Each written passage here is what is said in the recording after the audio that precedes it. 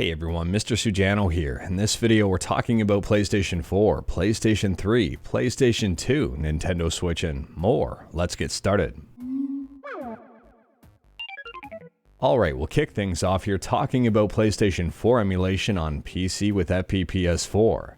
And FPPS4 just booted another 3D game. The game is called Skyforce Reloaded, and if you wanted to check out the gameplay, I'll drop a link to Brutal Sam's YouTube video in the description below, and I do recommend checking it out. On top of that, Yooka-Laylee in the Impossible Lair appears to be booting and getting in-game. Not playable, but in-game. Now, if you wanted to see the full compatibility list for yourself, I'll drop a link to the FPPS4 game compatibility list on GitHub in the description below. Feel free to check it out. Next up, we're going back one generation here and talking about PlayStation 3 emulation on PC with RPCS3.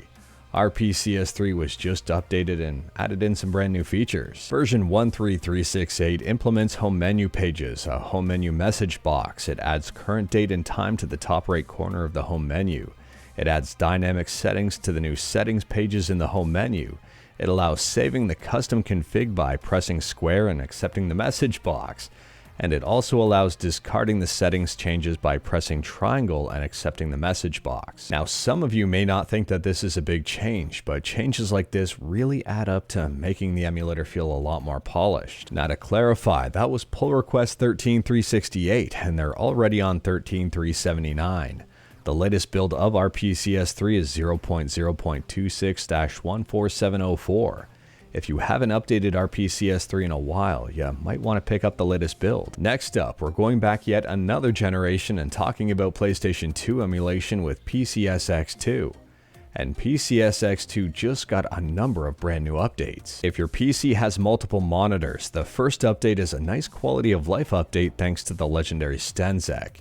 Now when you open up a full screen window using PCSX2, it'll open up on the exact same window that PCSX2 is currently running on. On top of that, if you're on Mac OS, PCSX2 has just added in physical disk support, and I think this is one feature a lot of Mac OS people will be happy with. Moving on, and we're talking about Nintendo Switch emulation on PC with Yuzu, and Yuzu also got a brand new update. So mainline 1335, which was just released, fixes crashes with Yoshi's Crafted World and possibly other titles when the GPU accuracy was set to normal.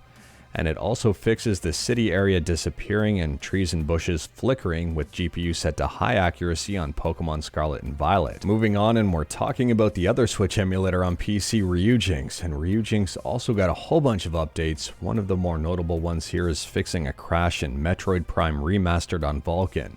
And that's with version 1.1.614, so make sure your emulators are up to date. And speaking about up to date, next up we're talking about Nintendo Switch emulation on Android with Skyline. And Skyline's got a few new updates. If you head to skyline-emu.1 and click on download, the latest build here is version 1859. 1855 and also 1854 released today. And on top of that, the paid testing early access version of Skyline Edge just got a brand new update. Version 32 just dropped, and if you've got a Mali GPU, you're gonna like this one. There's massive improvements for Mali GPU, including games like Smash and other Unreal Engine 4 games. Games should crash less after long periods of time here.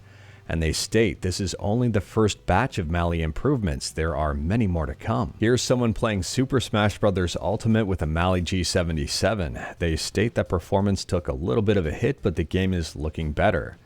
And if they update performance, this is going to be running pretty darn good. Someone's got Persona 5 Royal up and running with a Mali G78, and the performance and graphics are looking a lot better. And here's Breath of the Wild up and running on a Snapdragon 8 Gen 1, and looking pretty good. And for those that are wondering, Skyline Edge changes generally make their way to the mainline build within a couple of weeks or possibly even sooner, so keep your eye open on the skyline-emu.1 download page. And speaking about Zelda, next up we're talking about a potential limited edition Switch console, Zelda themed of course. This one was revealed earlier, but thanks to some comparisons here, it seems like it might actually be real. There were a few comparisons made and similarities seen between Tears of the Kingdom Collector's Edition and the unreleased, unannounced Switch console. If you wanted to check these out in more detail, I'll drop a link in the description below. It is worth pointing out that this console may never release. And on a quick side note here, if you are a Reddit user, it's probably worthwhile to change your password. Reddit was hacked, although they say nothing was stolen. At the same time here, doesn't hurt to be safe. Moving on, and if you've got a Steam Deck and some cash to burn, Western Digital M2 drives are available. They're $300 USD. They are 2 terabytes in capacity. The cheaper route to go is just to get a micro SD card, but at the same time here, if you're looking for the best speed possible, this might be something to consider, or just pick up a secondary Steam Deck. And speaking about cost, and I wasn't sure if I was going to talk about this one in this video, so let me know your thoughts in the comments below.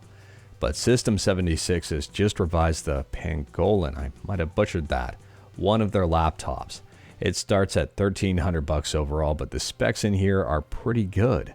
And the laptop does run Linux natively. It runs Pop! OS, or you can get it with Ubuntu. To be honest with you, this is not sponsored content or anything like that at all. I don't even have a System 76 laptop. There's just not a whole lot of laptops out there that run Linux natively and run it well. I'm currently using an Alienware running Pop! OS, and I'm pretty happy with it. I just wanted to shed some light on some Linux stuff. And last up, we're quickly talking about the upcoming Android 14, which we probably won't see until the later half of this year. Android Authority has a great article here on pretty much everything you need to know about this upcoming version of the OS. One of the very interesting features about it is that it will have a bloatware eliminator, or a bloatware locator, whatever they end up calling it. Basically, Google wants you to find and locate and eliminate bloatware from your phone. I don't think Samsung's going to like this one at all. If you wanted to check out this article, I do recommend reading it. I'll leave a link in the description below. But anyways, that is all I've got for you in this one. Straight to the point, all stuff and no fluff. We talked about a bunch today, and I mixed it up just a little bit. Let me know your thoughts about anything we talked about today in the comments below. If you like this video, leave a like. If you didn't like this video, leave a like. Hit that subscribe button, check out my other videos, don't tempt fate, save your state.